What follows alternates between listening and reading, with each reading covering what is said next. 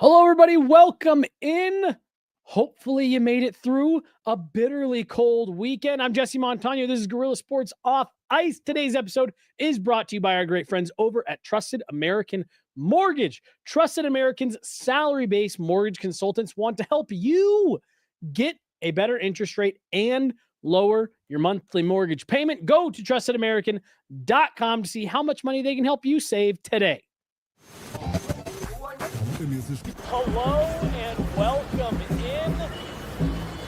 Please do not leave your luggage unattended on the station.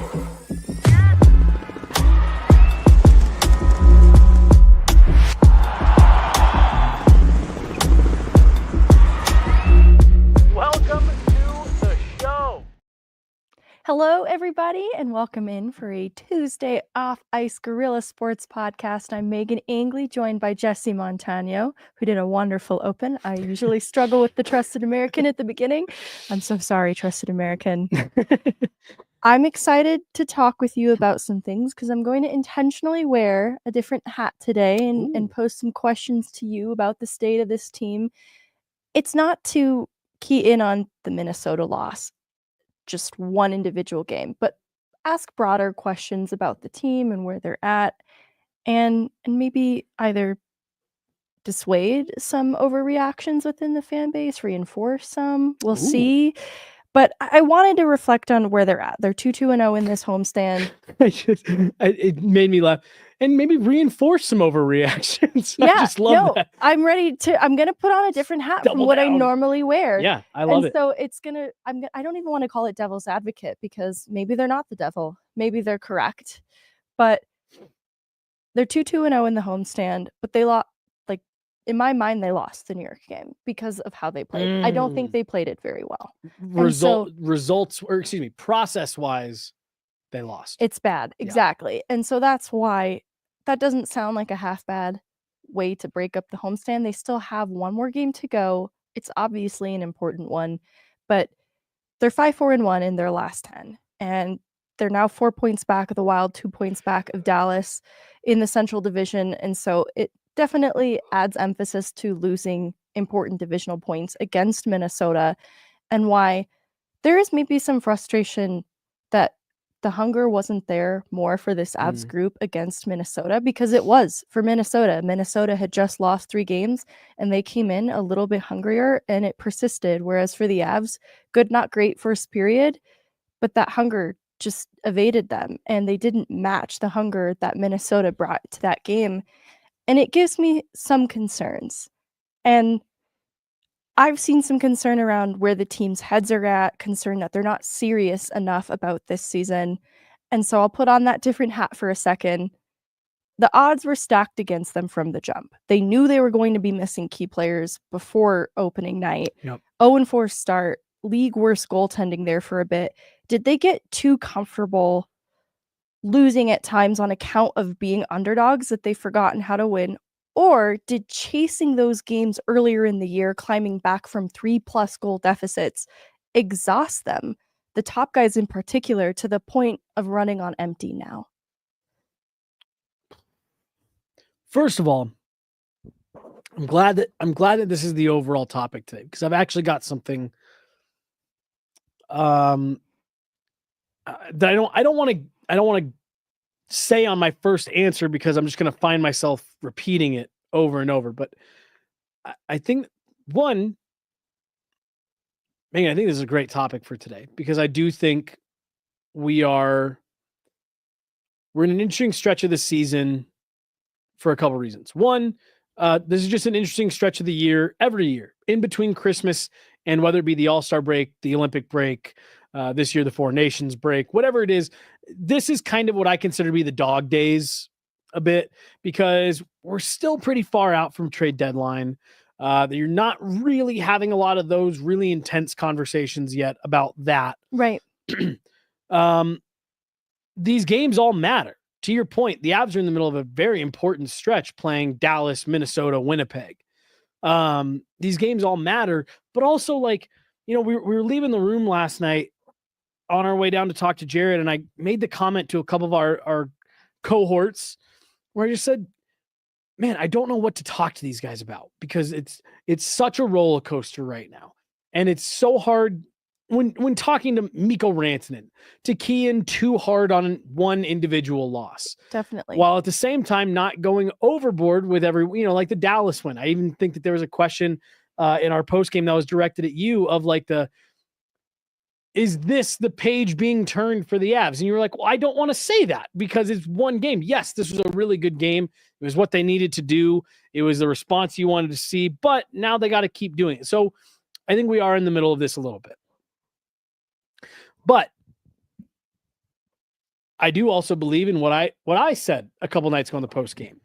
You got to start molding and figuring out who you are. Right. I think this team's still figuring out who they are, Megan.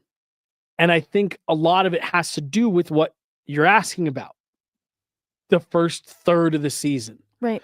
When Jared Bednar even admitted the expectations for the work ethic and the process remain the same, but they were allowing themselves some grace in the results, knowing that they were so depleted. And it wasn't realistic to hold this team to the same standard as the team that you hope you will build up to at some point this season. With that, I also think that you had a major shakeup in net that kind of reset the identity of who this team was. I think Sam Malinsky really showed coming out of camp that he's got the ability to be a legitimate top 6 defenseman, meaning in the lineup every night, and maybe even beyond that. Well, with his play taking a little bit of an expected slide, he's a rookie playing his first full NHL season. He hit a little bit of a wall, the struggles of Josh Mann. I just think that every year you have a different makeup of the team. Let's change sports here, right? Let's take the Kansas City Chiefs. Won the Super Bowl the last 2 years. This is a perennial contender. Yet every year, that roster looks a little bit different. The key pieces who were there from the year before aren't still there, or they were shuffled around, or they're a year older, or they price themselves out. That is a team who, despite them going for a three-peat here over the next couple weeks, has to reassess and redefine who they are every year. And it helps when you've got a head coach like Andy Reid and a quarterback like Patrick Mahomes who have been there, who are at the top of their game and all that stuff. And in the same way, the Avalanche always know at a baseline roughly who they're going to be. They know they've got guys like Nathan McKinnon who are helping drive the bus and Cale Makar. And then you got a coach in Jared Bednar who's got a good pulse on the team. But where this is different from football is it's a much longer season. There's a lot more games. The grind is more intense. And your players that are third and fourth string have to play a much more significant role in hockey, right? So we know what the core of this team is going to be. We know they're going to work hard. We know they're going to play with speed. We know that they've got talent and they're going to be able to put pucks in the net. And we know that they like to defend hard.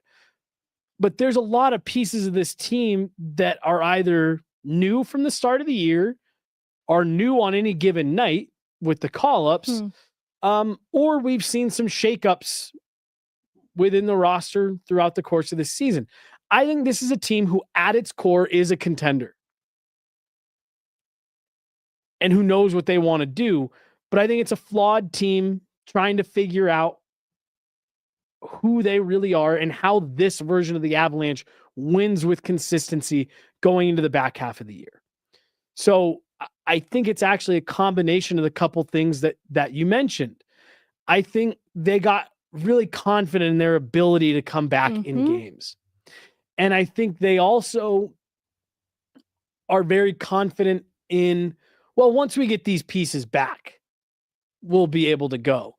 And we've just gone a little bit longer into the season without them getting these pieces back. So I know there's a really long-winded answer for me to say, I think this is a team that's figuring out who they are and at different stretches of this season have maybe gotten overconfident in the flashes that they've shown of, nope, that's who we are. And there's still a lot of work and a lot of process this team has to go through to get back to no, we can just show up on any given night and dial it up to 100. To tie my analogy together, like we see with the Kansas City Chiefs in the NFL, it doesn't seem to matter what happens with that team on a week-to-week basis. They have found out, or they have figured out the formula for how they put together a winning game plan game after game. I think this team is still doing that. I think it's really significant to call out the opening third of this season and how they might have granted themselves some more allowances in areas because they were playing with a severely depleted roster, and everybody was on the same page in terms of the goaltending situation. Everybody knew what that was. And so I think it papered over bad habits. And I think there were still players, though, trying to set that standard at the same time.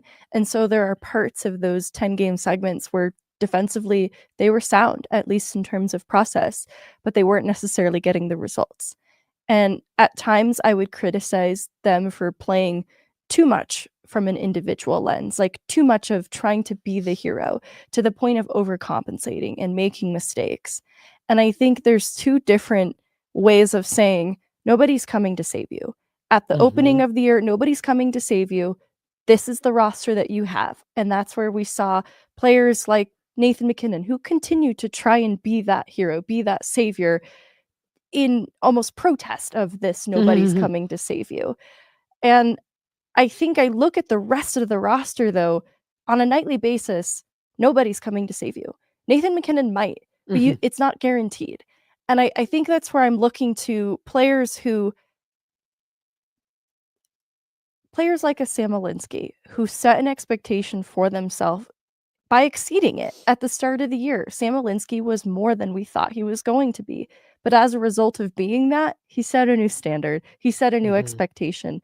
And so I maintain that I don't think he has played badly. His New York game was a standout as one of his worst games.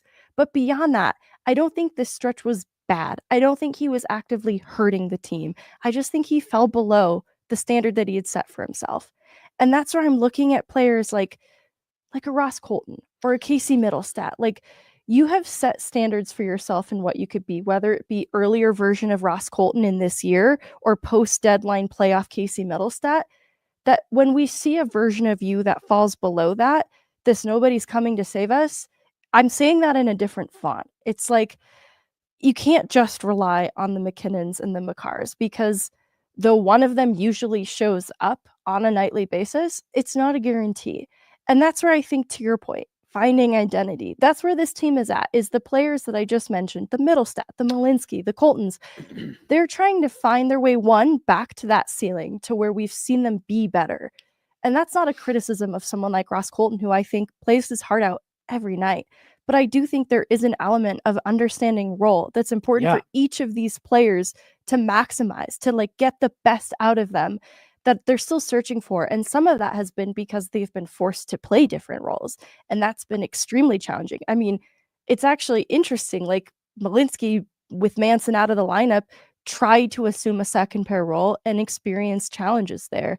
And I think, to your point, it's wear and tear on the body that he's not exactly used to either. I'm also giving a long-winded answer, so I'm going to give a pause here, because you looked like you had something you wanted to say too. Well, no, you called out, you didn't call them out, but you named a couple of the players who I was going to circle back to, because again, this is so here. Let me also say this, and this is the part that I was going to maybe say part of it. So Ross Colton, I think, is a great example. What is he on this team? And that's not a question at Ross Colton. I think Ross Colton has been good. To be fair to him, they're not quite sure. Right. And I'm more of asking that for, like, okay, well, if everything's going according to plan, I think ideally he's your 3C. Like, I think that's how the Avs drew it up. You know what I mean? Like this offseason coming into the year, if everything goes right, no, he's a really key part of your middle six. Well, he's played for the last week riding shotgun next to Nathan MacKinnon and Mikko Rantanen. And again, he's played fine. Now, this is not me criticizing Ross Colton, but it's like, okay, is that who you guys are? Or are you something else? Are you a team that that piece with Ross Colton where, right now today we're looking at the bottom 6 of this lineup and going, oh, not great. Okay, well, does it feel a lot different if it's Ross Colton, Parker Kelly, and Logan O'Connor, and then Miles Wood and Kibby Ranta and someone else on your, in Gabe Landeskog in your fourth? I don't know. You know what I mean? Like, I think that certainly looks and feels different. So I do think there is an element of it where, again, when you are looking back and assessing the team on an 82 game segment, and to your point, not looking at what happened yesterday afternoon against the Minnesota Wild, those are the types of questions that I have are, okay, well, how does this team look with the way that they planned? And how much has that been kind of thrown into chaos just throughout the season? This isn't the version of the team that you expected. And I think they're trying to figure out how to make the most of the version that they have at their disposal. The other thing I'll point out, this team's in a really good spot. A win yesterday would have put them in second place in the division, 5 points back of the team that they're playing next. And so that is the other thing that I will remind people to keep in mind is while we are talking today about how this team fixes themselves and all that stuff, like they're in a decent spot. And that's the part that I'm going to come back to as we get closer to the end of the show of flawed teams. So don't let me forget to circle back to this. But that is the other thing that I will remind folks is, well, if the Avs win that game yesterday, 3-1, if the roles are reversed, regardless of how the process looks, you feel pretty damn good today if you're the Avs waking up in second place in the division with a chance to knock off the Winnipeg Jets and close that gap to 3 points. I know that's a hypothetical, but you're literally 20 minutes away from that last night when you go into the third period tied 1-1. That's mostly a comment at some of the comments coming through the chat. Yeah. But just an important thing to keep in mind. Well, it is worth talking about because game 50 is going to be the Boston game coming up this weekend. So we're going 49 into 50, and that's when we're going to reevaluate this last stretch of the 10-game segment here in this recent one.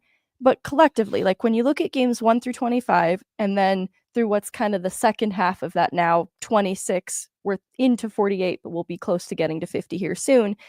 They're a better team now than they were in that first half if we're looking at 25 to 50. I know that's maybe a weird way to break down an 82-game season, but that's where we're at, right? 1 through 25, a win percentage around .520, second most in goals against. In this like closer to 50 segment, they've got a .674 win percentage, and they have, I want to say, second in the league for goals for. And so they're pretty competitive in terms of coming up with goal scoring, despite things like getting shut out by the Winnipeg Jets and not being able to find those goals and trying to come back in yesterday's Minnesota game. That was frustrating. There was even this feeling of when they're just down 1 goal, something about though chasing the game, even just a 1-0 game, felt wrong to me. And I think it's because of the consistency issue in having a bad game against Chicago and then responding in such a dominant way in Minnesota. And that's keeping in mind, Minnesota is pretty depleted right now. They're still without Kaprizov, Spurgeon, Brodin. And so to their credit, they're still pretty depleted. Like they get Faber back in this game and it makes a difference for them, obviously. But I think that's where people they're riding those highs and lows and it's giving them whiplash. It's like 100%, you just had Meghan. such a great outing against Dallas. And this is how we're going to respond to a hungry Minnesota team on the heels of a 3-game losing streak. Like you couldn't have matched that hunger a little bit more. And I'm not actually that panicked over it, but I get the frustration around it. I get why that lack of consistency and seeing these great responses to games that they, like, okay, they respond to the Edmonton game with this Dallas game. How great. Oh, and they follow it up with a Minnesota stinker. So I agree with you. I agree with everything that you just said. That it's and it was my question to Jared Bednar yesterday when we kicked off the post-game presser is that result more frustrating than just the loss because of the way the team played against Dallas and because of the implications of the game? And he said yes. And so again, I think it's fair to feel that type of way. But here's the overall point that I'm going to make that I will now officially be referencing throughout the rest of the show. Salary cap went flat in 2020 for 4 years. And it had a massive ripple effect throughout the entire league. And teams that were at the top that had players they needed to pay couldn't do so. Teams that were at the bottom had more cap flexibility and were able to spend some of that money and make themselves more competitive. With the cap set to jump maybe even close to $10 million this summer, Meghan, for the first time in half a decade, we're going to start to see a break from that trend. It's the number one reason why I'm remain so confident that the Avs will keep Mikko Rantanen. Teams are going to be able to spend again.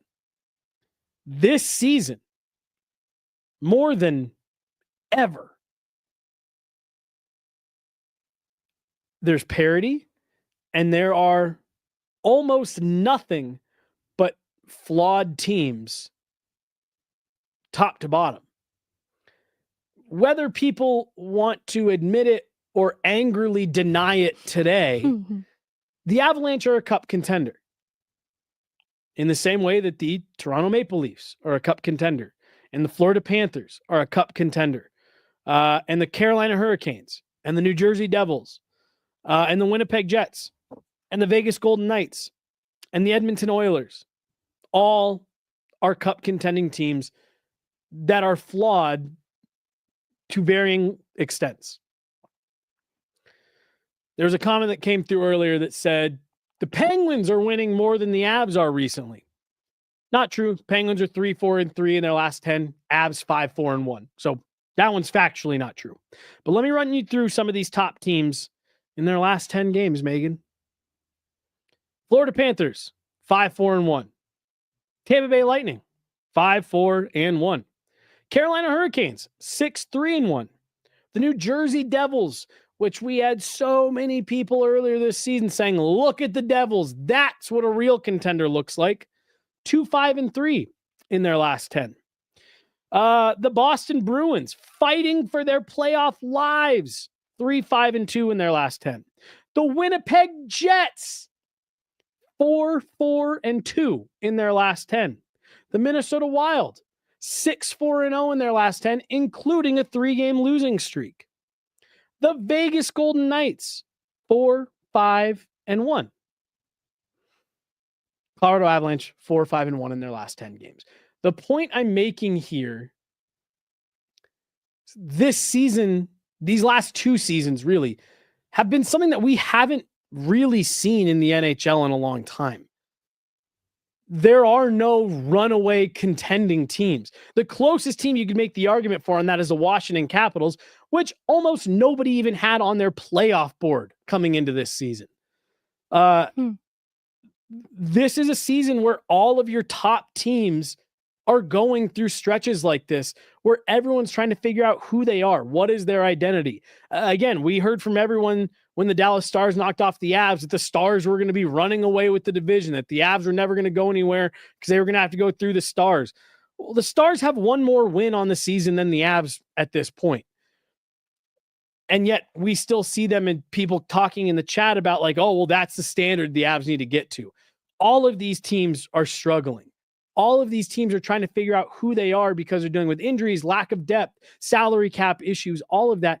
And so that's why I'm saying, like, at the beginning of this year, this version of the Avs are trying to figure out who they are. And look, this comment right here, I get it, but all those teams are top 3 in their division. Had the Avs won one game yesterday, the Avs would be sitting in second place in the division. So that's what I'm saying. When you live and die by the result of every game, yeah, it feels really bad and it feels really great. This is a flawed Avalanche team. They've got to address things at the deadline. You and I were just talking earlier today. I think Sam Malinsky needs to be back in this lineup. And there's a whole lot more that we're going to get into here. But I do just think that a lot of this is this group is figuring out who they are. And yeah, they're going to look bad on some nights. until they find that right formula and until you have a few players raise the level of their game, we're going to continue to go through this. Something about reading off those records that I think is valuable is something you brought to my attention around the conversation with Malinsky, and that is with the Four Nations break being a longer than normal break for the league, the schedule has been jam-packed here in January in particular, but also, looking back at December and then just looking at the Avs specifically, how much they were on the road that last month. I do think it's worth mentioning that this is probably a tough stretch of hockey around the league because of the way the schedule has been set this year, embracing for the Four Nations break being 2 weeks versus the All-Star break being a week. And I think it's worth noting because the whole title of this podcast is a little bit baity. Are the Avs running on empty, right? I do think there's a little bit of fatigue that has set in because of the 10-game segments. This isn't my least favorite. No. We've seen worse results, but it is not my favorite in terms of some process. I also think there's some fatigue that we have to account for here. 100%. We've talked to Jared Bednar about it and other players. This is the first time in over a decade that we've had this type of break built in for the league. There are a lot of players who have never experienced an Olympic year schedule like this. Connor McDavid, just as a reference point for people, has never played in an Olympic year NHL schedule where it's compressed like this, let alone, any younger players, a player like Sam Malinsky. So I definitely think fatigue is a factor. And the point I'm more of trying to make, because again, there was someone else who said, hey, well, let's not look at top teams in the league as a record. The Avs are a top 10 team in the NHL. The Avs, again, whether fans like it or not, based on the result from last night, the Avs are a top team in the league. And that's really the point I'm trying to make here, is that every contender this year is flawed. Usually you've got one or two teams that kind of separate from the pack in no, those are like the elite teams. The rest of these teams are flawed, and how can they catch up?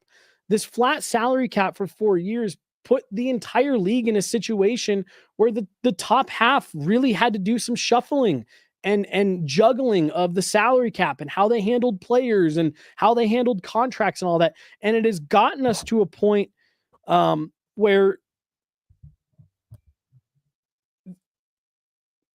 temporarily, because I think when the cap goes up, it's going to fix this, every team is flawed. And if you look at the race in the East, it's from 5 positions out of the playoffs till the top wildcard spot's 4 points. The West isn't really like that. The Avs are 10 points clear of being out of the playoffs, and they currently sit in wildcard 1. So the West is a little bit less competitive top to bottom than the East. But the point is, all of the top teams are kind of going through the same thing as the Avs, and they're all dealing with the fatigue. And I think it's compounding what we're talking about with the Avs in particular, of trying to figure out what your identity is, who are even the players that are available to you. Okay, is Juraj Anala, do we need a plan for this guy to be playing for the next 25 games, or is he a stopgap till Val gets back? Okay, Sam Malinsky, are we having him step out for a couple games to recapture his game, or do we want Keaton Middleton out there trying to throw his weight around and taking penalties every night? Because we like the physicality, right? These are all things that the Avs are trying to figure out. What does this iteration of the team need? And I think when you stack the condensed, exhausting schedule on top of that, to your point, Meghan, I think it's just making everything that much more difficult. The Middleton thing, it's tough because I like both players. I like Middleton. Hold on. Wild card team doesn't make Avs top 10 in the NHL. No, it doesn't. That's just where they are in the standings. That's not me saying they're a top 10 team in the NHL. That's just where they're tied with the Florida Panthers for 10th in the league, and they were as high as 7th this past week. That's not me just making that up. That's just where they are. So I just had to make sure to throw that out there. No, speak your truth, Jesse. I'm glad you clarified that. I don't want to derail on Middleton Malinsky for too much longer. Yeah. There's key differences in these players. I think matchup by matchup, physicality makes sense. Why a Middleton might get the nod against a team that you're bracing for a more physical matchup. But the things that Malinsky can add to a game that he's been struggling to find, are so much more and have more impact than what Middleton can bring. And it doesn't have to be this or that. It doesn't have to be Middleton or Malinsky. I think Middleton has come up huge in eating up some PK minutes away from players like Makar, Taves, Manson, Gerard, who typically are utilized there. Middleton can spot shift in on the PK and be pretty reliable there in a way that Malinsky, it is not necessarily his strength in the way that it can be for Middleton.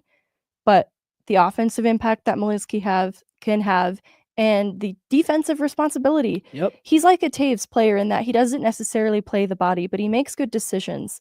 And defensively in his own end, that can be a strong suit for him. And so I agree with the assessment that I'd like to see Malinsky bring a little more physicality to his game coming out of this 3-game rest that he's had. But I just think it's an apples to oranges thing to try and say like Middleton is the clear-cut better player to be in the lineup nightly over Malinsky. I think they both bring different things, and what Middleton can bring, I don't think has to be in the lineup nightly. I think situationally it makes sense. Well, and again, this is where I go back to the Avs trying to figure out this version of the Avs trying to figure out what the identity is. Because the reason you play a guy like Keaton Middleton is for the reasons that you just listed. Physicality, blocking shots, killing penalties, things like that. Well, last year that was Jack Johnson, who you felt more than comfortable with doing that. And when relative to Keaton Middleton, how about that? So, I mean, there's a guy. Dare I say I might like Keaton Middleton more than Jack Johnson? Well, I know you know what we can move past that. No, hold on. I've seen criticisms of the third pairing, and I just think back to what it was with Jack Johnson and Caleb Jones, who they wouldn't play. And I'm just like, I don't know. I actually think this is a better situation than last year. Well, so I guess let me put it this way. DeHaan and Middleton last night, Jared Bednar has way less faith in that pairing than he did Johnson and Johnson. You know what I mean? From 2 seasons ago. True. Or even Jack Johnson last year, despite him not maybe being at the level that he had been in previous years with the Avs, Jared Bednar knew he could put him out there, and he knew where he knows where he's supposed to go. He's not going to do anything stupid, and he's going to get in lanes just for argument's sake. You know what I mean? So I felt the mobility became a huge issue for Jack Johnson. I agree with you completely. But so what Jared Bednar is trying to do right now is trying to figure out, okay, well, because he usually uses that third pairing as a little bit of a safety net. Totally. I can put them out there to go shut guys down. Keaton Middleton, Calvin DeHaan are not my shutdown pair. I don't know about you, Meghan, but that is not who I'm rolling out to protect a 1-goal lead in the last minute. And I think he's trying to figure out, what is this mix? Do we need someone else? Is this not right? Josh Manson is supposed to be another one of those guys, and his play has not been up to snuff recently. So how do you arrange this defense? What players do you put in the lineup? How do you deploy them? What pairings do you match them up? That's all stuff that Jared Bednar is trying to get ironed out between now and April, so that come the playoffs, he feels comfortable in who his pairings are, what it's about, but we don't know right now. He doesn't know, and he's trying to find the right mix. I think what has changed the complexion of this conversation completely has been Manson not looking like himself. For sure. And I don't want to overreact in the same way that I'm saving space for Casey Middlestat to be a better player than we've seen. I can hope on that with Manson too, but it makes a huge difference when your second pair guy is making bad decisions. I think it shines a light on the third pair because there's a lack of trust. They're more sheltered in minutes, Middleton in particular. I think there's a little more trust with DeHaan. But even then, it's like when your second pair guy isn't going, that turns the focus to what the third pair is doing. And when they're also making some mistakes and there isn't a trust there, that's where I think the dissatisfaction with the third pair is brought to light in a way that I don't know that we would have been so uncomfortable with DeHaan Malinsky as the third pair if Manson was playing like himself right now. And it's not just Manson not playing like himself. It's the fact that Josh Manson is supposed to be your guy who's not same. Cale Makar has a physical edge to his game. That's not his hallmark. Right. Devon Taves, great defender, but he's not the bruising push out from front of the net. Sam Girard, you've heard me rant on it for years. I think he's such an underrated defender. He gaps up well. He's got a great stick, great active stick. things like that. Good feet. He's clearly not, you're going to the corner and win the battle type of guy. Shoving guys at the net front. Right. That's what Josh Manson's supposed to bring to your top four. That's what he's done really well for the Avs the last 2 years in the top four. So when he's not going that way, you say, okay, well, shit, can we get Keaton Middleton to be that guy? Okay, he's not getting it done to the level we want. And Calvin DeHaan, that guy. No, and we know Sam Malinsky probably isn't going to be that guy. No. There is a part of my brain that finds a little bit of a causality between Josh Manson's struggles and the fact that Malinsky isn't in the lineup. That if Josh Manson wasn't struggling the way that he would, okay, well, maybe you don't need one of those other two bigger guys in your lineup on that bottom pair. So I do think I think you're right in saying Josh Manson struggles, Malinsky not in the lineup, maybe not playing your best group of six. I think there could be some correlation there. I do too, because I think as much as, I won't go down this rabbit hole, but there's a reason Manson's role is important, and you mentioned because it's not same. He brings something a little bit different, and it needs to be represented in the back end in some way. And so when Manson's not really meeting that expectation, they still need physicality represented somewhere. Yep. That's where Middleton really comes in. And so that's where, to your point, they do have to reevaluate. Like, can Manson get back to where he was, or some degree of being close to it? I get he's dealt with injuries. That has complicated things. But if he can't get back to doing what he does best, they are going to have to reevaluate then how the back end is constructed, because it's having a trickle-down effect that's making everybody a little bit worse. And I don't doubt, too, that this puts stress and emphasis on Taves and Makar as the top pair as well, especially when there's a lack of trust in that bottom pair. Well, and again, we go back to, this team needing to decide who they are, how they're constructing. And I'm trying to find a good list here really quickly. But go ahead. While you look for it, I was thinking about how I looked so tired on the last podcast episode. And something that helps me when I'm feeling a little bit tired is 7 Brew Coffee. It's a one-of-a-kind drive-through and walk-up experience with a fast and friendly crew that is waiting to serve you, from rich, bold coffee to refreshing energy drinks, smoothies, teas, milkshakes, and more. 7 Brew has you covered with over 20,000 flavor combinations. There's a perfect drink for everyone. At 7 Brew, they believe in cultivating kindness with every cup, and their fully customizable menu is just the beginning. Before you hit the road, power up with 7 Brew and Firestone and experience the coffee revolution. If only the Avs had 20,000 deep pair combinations. Seriously, which by the end of the season, we might get there with forward combinations that they have used. Scary, but true. Right. So I'm just trying to find really just kind of like an overall trade bait list for this year, because the example I was going to use was, you're trying to figure, okay, well, if Josh Manson can't get back to that level, is he better suited on that third pair next to Sam Malinsky, and we need to go out and bring in someone who can play next to Sam Girard? I'm not necessarily saying that's what they're going to do or anything like that, but I'm just making the point of those are the types of conversations that you're having to have right now of where are we? What do we need? Where do we have deficiencies in the lineup? And okay, over the course of these 10 game stretches, and it's the reason why Jared Bednar likes to assess over 10 games instead of after every game, is because, okay, over these 10 games, what do we have? Where did we see a need? Where did we see? All right, in the second 10 game segment, games 10 to 20, we really struggled. And I'm going to simplify this to make it, not confusing. We really felt like we had a deficiency with that bottom pairing. We couldn't trust them. We couldn't roll them out there. Well, shit. In segment 5, we still feel that way.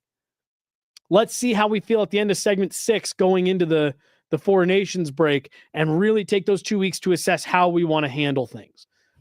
Those are the types of conversations that they're having, because they are trying to figure out who they are. Yeah. And I think it's been prompted by, to your earlier point, this is not the lineup that they expected on January 21st. They thought there would maybe be some more reinforcement and not nearly as much rotating loss in the lineup as we've seen, which leads me to my next question. Is there any one absence that has hurt them the most between Druin, Manson, Nichushkin, Lehkonen, obviously Landy? That doesn't count in this conversation. I actually liked the way that Petey put it last week. Like, Gabe's kind of in a separate bucket other than injured. Totally separate bucket. It's Val. It's Val, full stop. Look, I was talking with Kobe the other day in the locker room, and we were talking about the Olympics next year and saying, like, look, geopolitical stuff aside, for the sake of the conversation, I hope Russia's at the Olympics next year, because there's so many good players there. And as we were going through it, we were realizing, like, it's probably top line Val on a team that has the potential to be loaded. This is one of the league's elite players when he's at his best. It's the other thing to keep in mind when we're talking about the recent stretch. I read off 4, 5, and 1.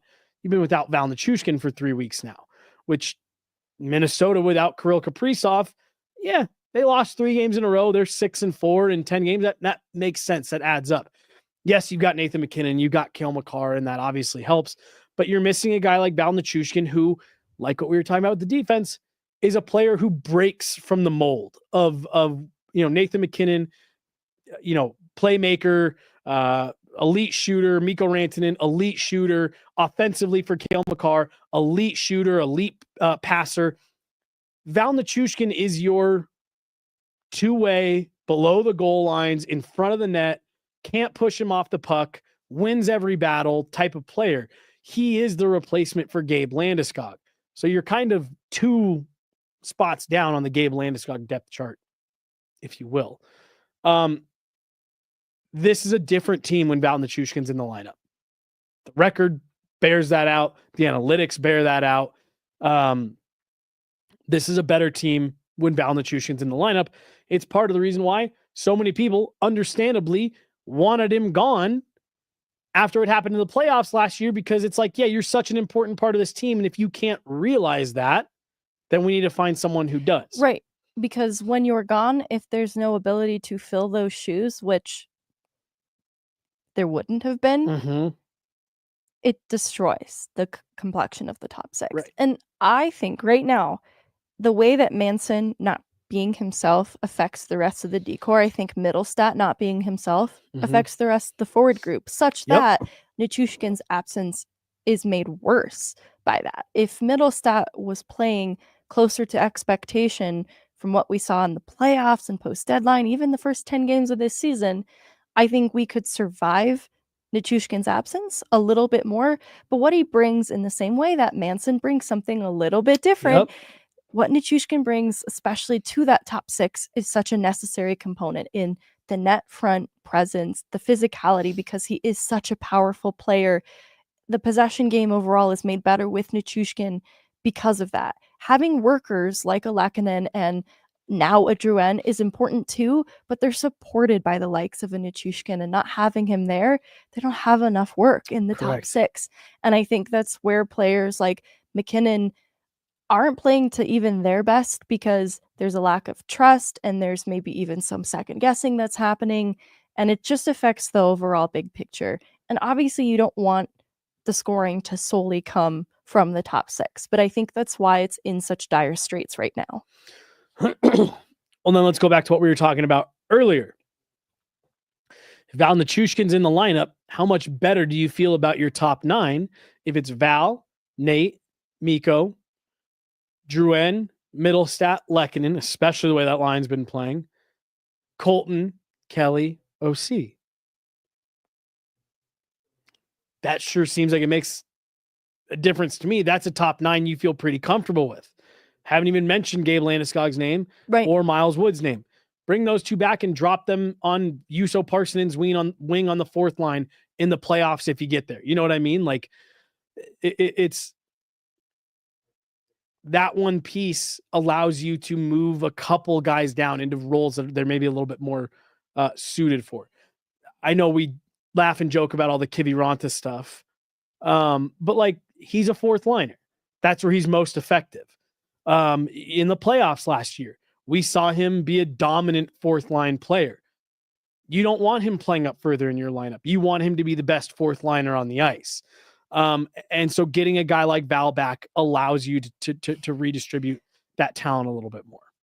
In seeing Kiviranta in elevated roles too, the more challenging matchups make his defensive game suffer, because I actually think he's a pretty defensively responsible player, and the line that he's on is usually responsible in that sense too.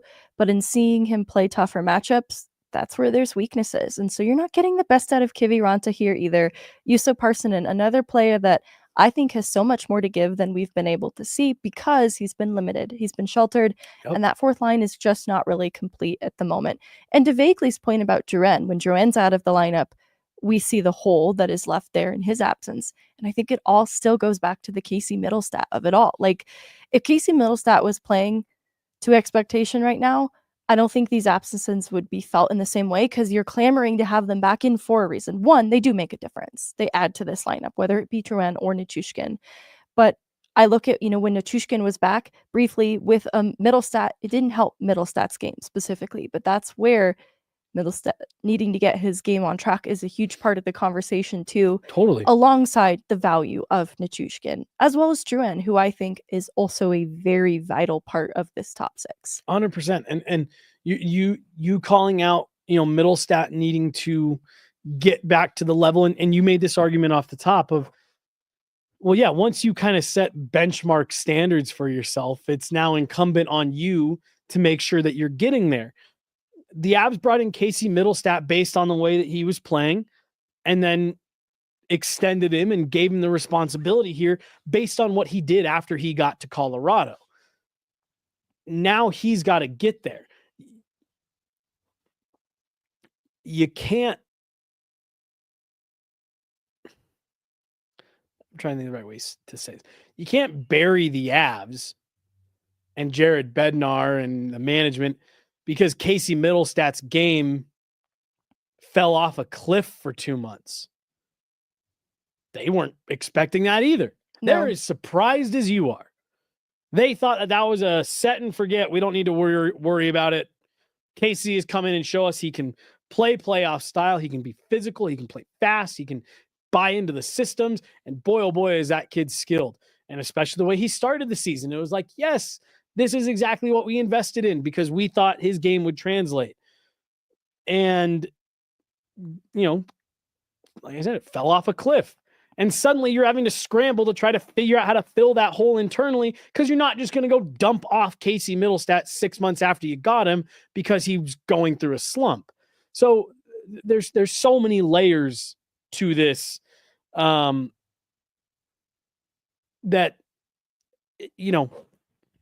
it's easy to look at the team and say, yeah, they got issues. Yeah, they definitely do. Just like every other team in the league. Yeah. So many things come to the mind. Right off the top of my head. What am I trying to say? So many things come to mind right off the top of my head for big issues going on around the league. And the solution isn't necessarily in sight. Now, with the Avs, Casey Middlestat figuring it out isn't a guarantee. So I get in that way, it's not necessarily a solution in sight either.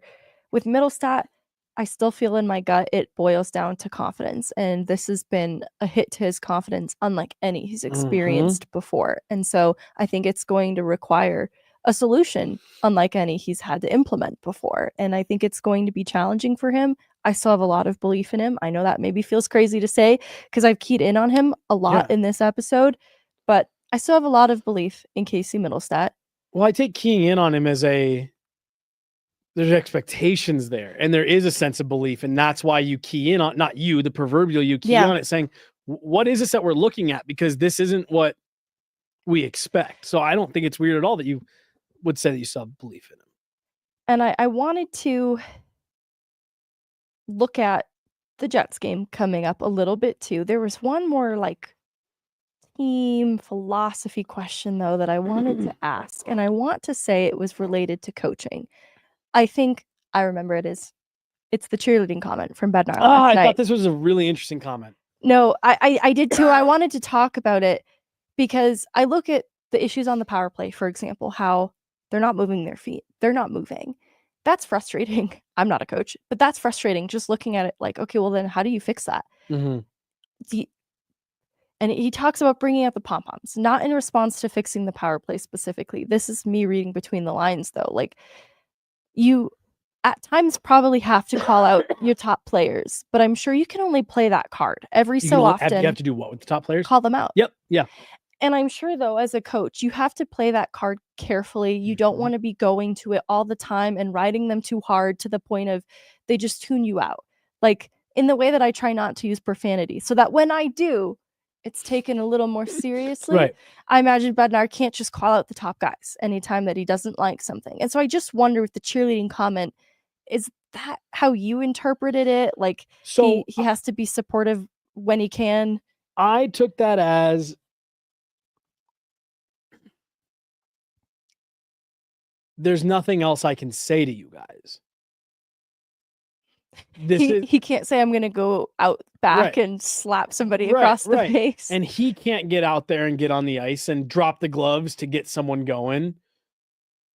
And it's not even like like I took that as like, yeah, that's not an X's and O's problem. I can't coach my way out of that. I've got to do everything I can to get these guys going so that somebody gets their legs moving. Right. Because again, I can't jump out there and start a fight the way Jared Bednar would when he was a player if his team needed energy. He can't do that. So I took it as I've got to get vocal. I've got to yell, and I've got to get these guys motivated in whatever way that Jared Bednar just puts on his motivation hat. To try to get them to get some energy going. That was how I took it. There's nothing I can do to coach out of this. You guys got to get your legs moving.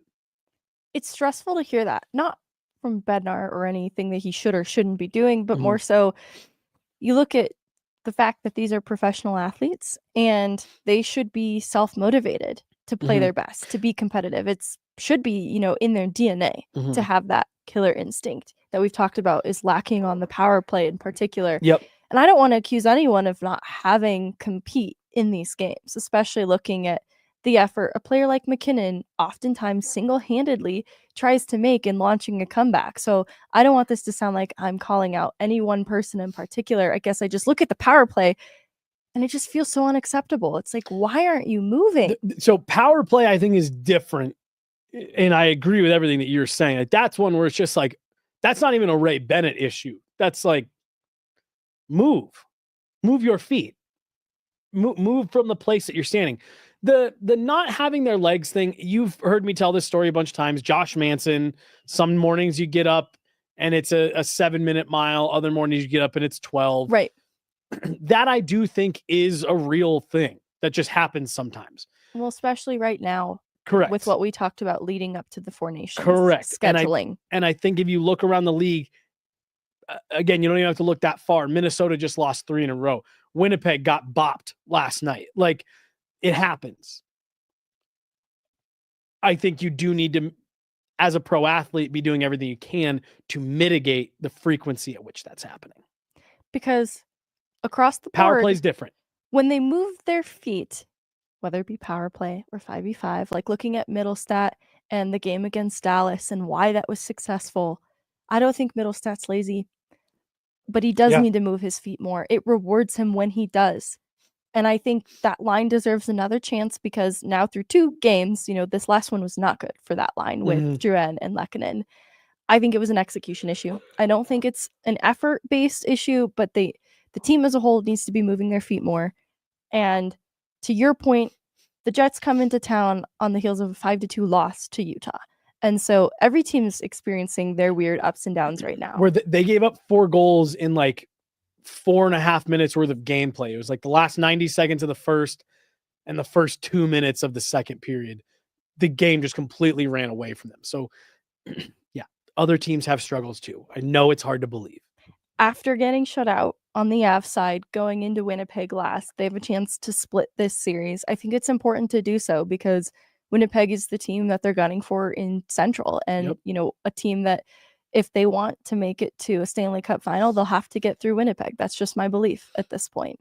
And as a result of that, I think it's important to split this series in the regular season.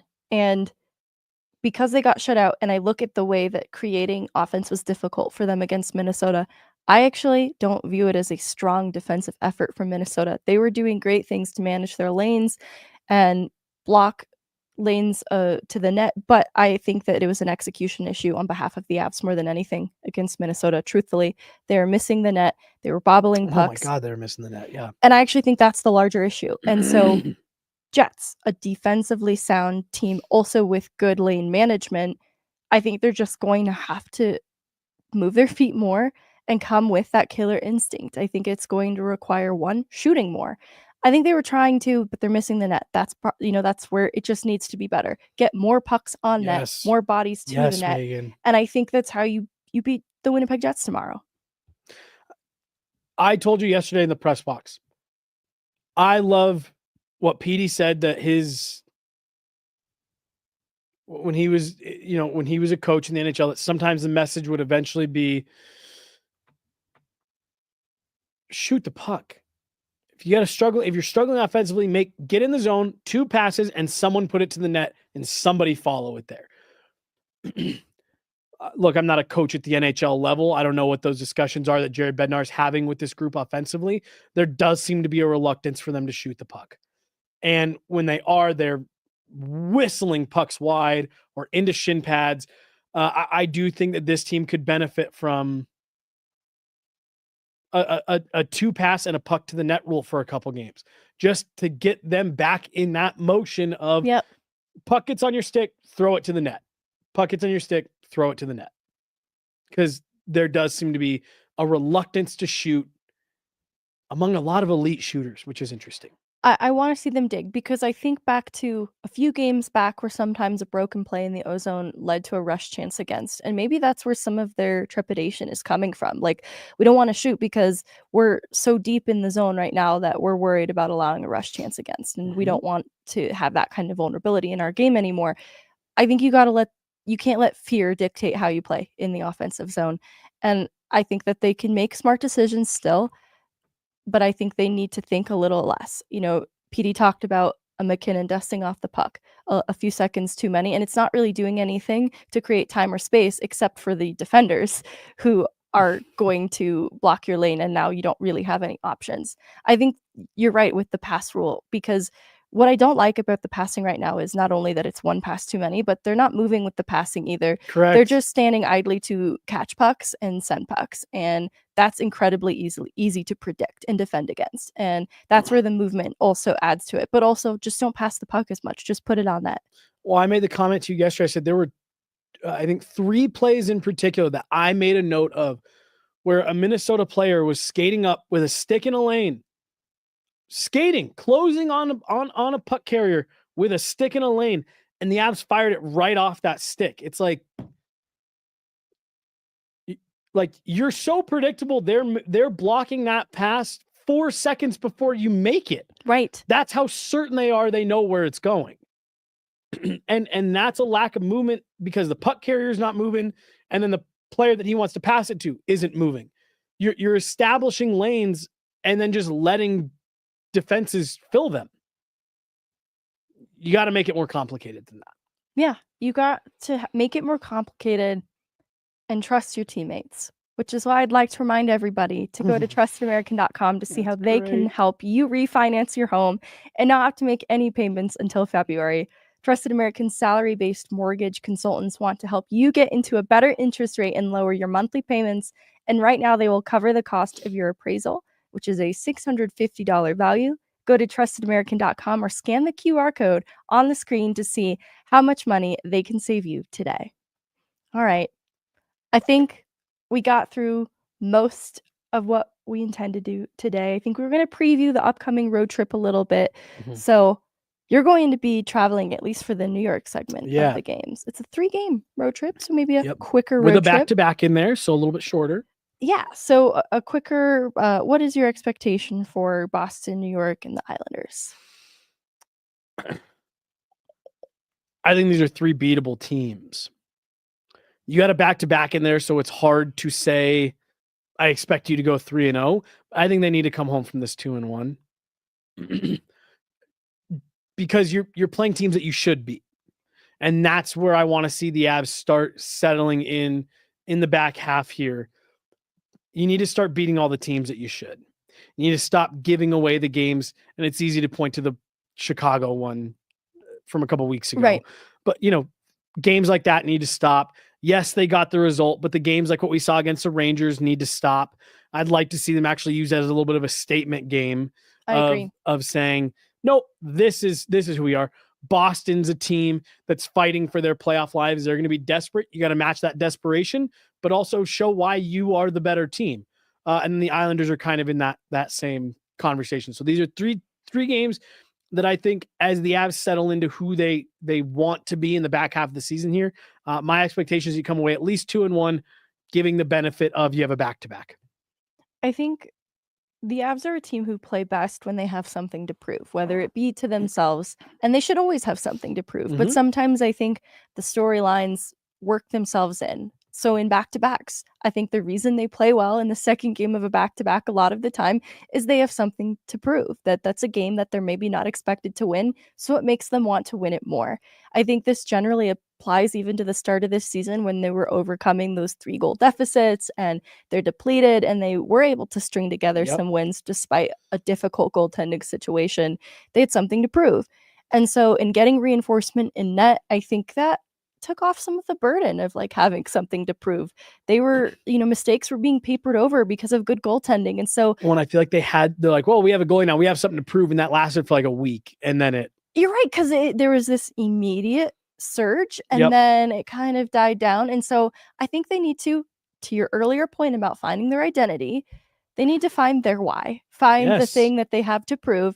It should be there. All right. And I don't doubt that traces of it have been there all year long. This is a team with some of the best competitors in the world driving the bus. I haven't lost faith in that, but that's what I'm looking for in how they close out this homestand. You're playing in front of the home crowd one more time against a division rival. I want energy, not just in the Winnipeg Jets game, but also when they go on the road. I want energy, and I want them to get back to that component of having something to prove and playing from that way without needing to chase games or fall behind to incite it. I think that's why we see such great comeback efforts from this team too, is they're really inspired by the something to prove, but they can always have something to prove. They don't have to fall behind in games to do that. Well, and here's your something to prove. There's people that are starting to think you aren't a contender. Now, again, the way I talked about earlier, I think they are. I think unequivocally they are. I think there's 7 to 10 teams that you could say, 7 to 10 teams that you could say that's a contending team if they can get it figured out. And to me, the Avs are absolutely one of them. No question about it for me. But I can understand why the outstanding narrative would be, is this a contending team? Can this team win a Stanley Cup? There's going to be people who are going to jump in the chat after I said that and say, no way can this team win. Use that as your fuel if you need it. If you're the Avs and you need it in the back half of the season here, say, these folks don't think we can win anymore. They think we're just here along for the ride to sell a few playoff t-shirts and get out of here. They think we need Landy to return right now. Right.